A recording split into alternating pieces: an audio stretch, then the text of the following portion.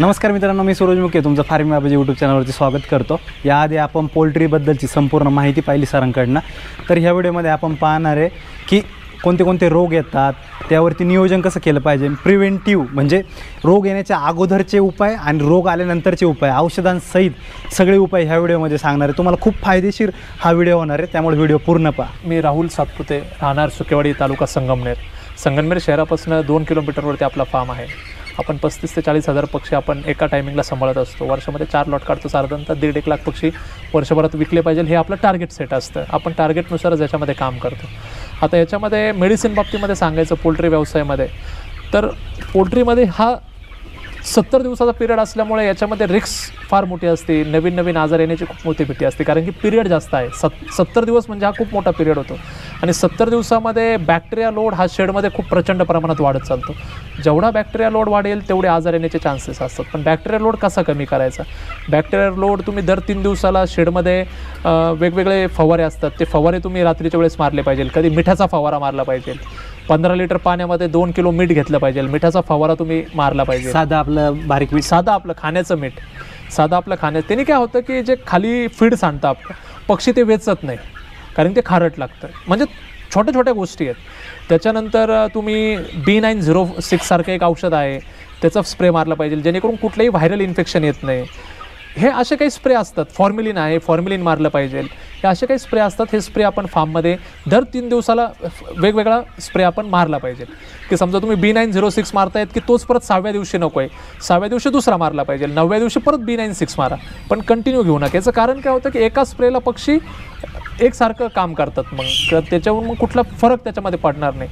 आता याच्यामध्ये 70 दिवसामध्ये सांगायचं म्हटलं तर आम्ही टाईम टेबल फॉलो करतो की पहिल्या दिवसापासून तर 70 दिवसापर्यंत कुठल्या प्रकारचे मेडिसिन दिले पाहिजे। तुमच्याकडे आजार नाही येऊ तरी तुम्ही प्रिव्हेंटिव्हमध्ये याच्यामध्ये काम केलं पाहिजे, आणि प्रिव्हेंटिव्हमध्ये काम केलं तर तुमचं खूप कमी पैसे तुम्हाला पक्ष्यांवरती खर्च करावे लागतात, आणि पक्षाची वजन आणि पक्षाची शायनिंग खूप चांगल्या प्रमाणामध्ये येते। पहिल्या दिवशी आला पक्षी, पहिल्या दिवशी तुम्ही गूळ पाणी देतात पक्ष्यांना, गूळ पाणी दिल्यानंतर दुसऱ्या दिवशी पक्ष्यांना एन्ड्रोसिन द्यायचं। समजा तुम्हाला 100 लिटर पाणी लागत असेल दुसऱ्या दिवशी पक्ष्यांना, तर अर्धा ml त्याला एन्ड्रोसिन द्यायचं, म्हणजे 50 ml एन्ड्रोसिन द्यायचं, जेणेकरून पक्षाचं पूर्ण बॅक्टेरिया निघून जातो।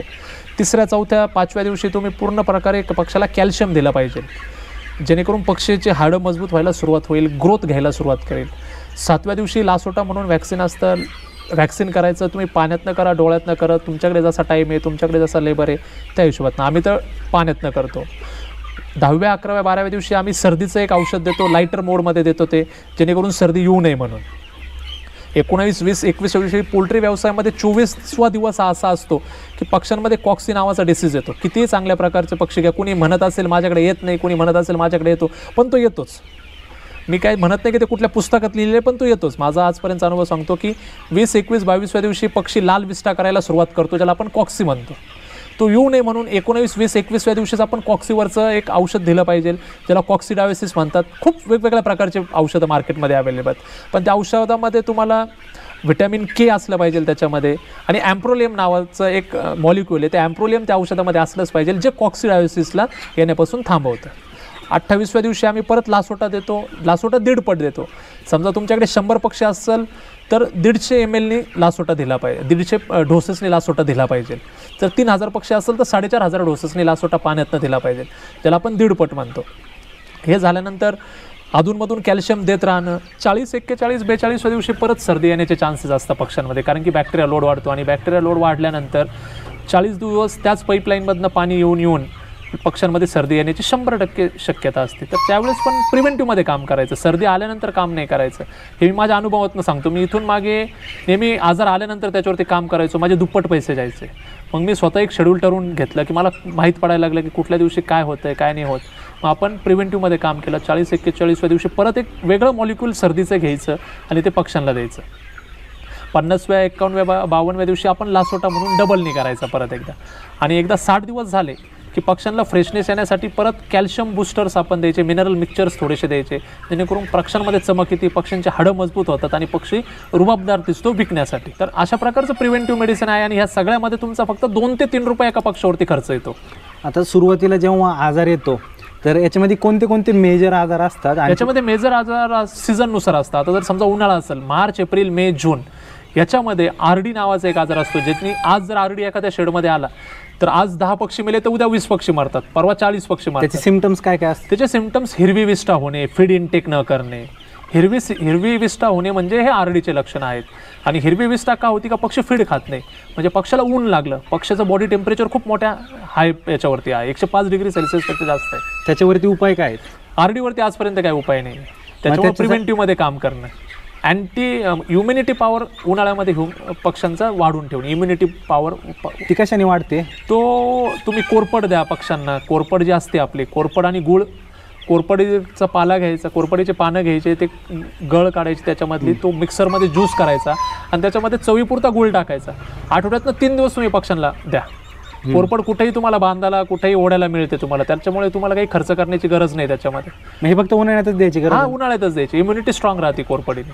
दुसऱ्या सीझनचा रोग अजून? आता मग दुसऱ्या सीझनमध्ये आरडी शक्यतो येत नाही. उन्हाळ्यामध्ये पक्ष्यांची इम्युनिटी उन्हामुळे डाऊन होते, फीड कमी खातो, फक्त पाणी जास्त पितो, म्हणून हे वेगवेगळे आजार येतात. व्हिव्हेंडी सारखा आजार येतो पक्ष्यांमध्ये. पक्ष्यांना सर्दी होती, पण सर्दी झाली म्हणजे त्यांची पूर्ण जी आपली सर्दीची जी नाकाची नळी असते, श्वासनलिका, ती पूर्ण जाम होऊन जाते. ते घरघर आवाज येतो? घरघर आवाज येतो, त्याला व्हिव्हेंडी म्हणतात. तर ती व्हिव्हेंडी आली का तिचे सिम्पटम असे असतात का तुम्हाला आज एका कोपऱ्यामध्ये मर दिसल 4-5 पक्षी, एका कोपऱ्यापासून सुरुवात होती. तुम्हाला ते ओळखू आलं पाहिजे का नाही व्हिव्हेंडी आला, मग त्याच्यावरती लगेच सर्दीचं औषध देणं किंवा पक्षी इंजेक्ट करून घेणं. इंजेक्टमध्ये त्याला झॅन्टामायसिन देणं, त्याच्यानंतर ॲमिक ॲसिड देणं, हॅविड देणं. इंजेक्ट केल्यानंतर कुठलाही आजार येत नाही. मग कॉक्सी आहे, पक्ष्यांची लाल विष्ठा होणे, हे असे कॉमन आजार आहेत. आजार असे खूप आहेत, पण हे कॉमन आजार आहेत का हे प्रत्येक शेडवरती आहे. त्याच्यावरती उपाय? कॉक्सिडायोसिसवर ते सांगितलं मी. 19, 20 आणि 21व्या दिवशी कॉक्सिडायोसिस ॲम्प्रोलियम नावाचं औषध आहे, प्रिव्हेंटिव्ह देणं. आणि याच्यामध्ये नॉर्मली सर्दी तर नॉर्मली होतीच ना? होते. पातळ विष्ठा होणे? पातळ विष्ठा होणे म्हणजे पक्षाला पचन नाही होते, त्यावेळेस तुम्ही ॲसिप्रो नावाची वेंकीस कंपनीचे खूप चांगले प्रोबायोटिकची टॅबलेट आहे, जी 75 रुपयाला एक मिळते. आठवड्यातनं 30 दिवसानंतर आठवड्यातनं दर दिवस 2 वेळेस तुम्ही जर ही 200 लिटर पाण्यामध्ये दिली तर पक्षाची प्रचन क्रिया वाढती, प्रोबायोटिक म्हणून काम करतं आणि पातळ विष्ठा होणे पूर्णपणे थांबून जातं. मेजर रोग एवढेच आहे त्याच्यामध्ये, व्हिव्हेंडी, कॉक्सिडायोसिस, आरडी. छोटे छोटे कोणते सीझनल रोग येतात त्याच्यावरती काय काय उपाययोजना असते छोट्या छोट्यांवरती? नाही, छोटे छोटे सीझनलमध्ये वेगवेगळे आजार येणं म्हणजे पक्षी बसून राहणं, पक्षीची मुवमेंट कमी होणं, पक्षामधला फ्रेशनेस जाणं, हे छोटे छोटे आजार असतात. त्याच्यासाठी आपण नेहमी त्यांना इम्युनिटी बूस्टर देत राहिलं पाहिजे.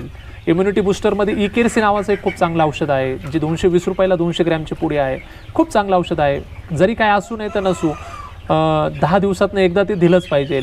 त्याच्यानंतर आशीर्वाद कंपनीचं एक चांगलं आहे, ते आपण दिलं पाहिजे. असे छोटे छोटे इम्युनिटी बूस्टर आहेत. पक्ष्यांमध्ये पक्ष्यांच्या हालचालीवरती लक्ष ठेवलं पाहिजे. आपल्याला पक्षी जास्त बसून राहतोय ते ओळखून घ्यायचं की पक्षाला काहीतरी झालंय. आणि याच्यामध्ये जर आपल्याला कुठला आजार समजत नसेल तर पहिलं काम शेतकऱ्यांनी करायला पाहिजे का त्याची इम्युनिटी स्ट्रॉंग करणे, का जेणेकरून येणाऱ्या रोगाला थांबवण्याचा प्रयत्न ती इम्युनिटी करत असते. तर धन्यवाद साहेब, शेतकऱ्यांना औषधांबद्दल माहिती सांगितली, प्रिव्हेंटिव्ह औषधं सांगितली, जेणेकरून गावरान पोल्ट्रीमध्ये जे काही आजार येणार आहे त्यापासून सुरक्षा होईल आणि जे काही आलेले त्याबद्दलही आपण माहिती सांगितली, त्यावरही ते नियंत्रण करतील. खूप खूप आभार. धन्यवाद.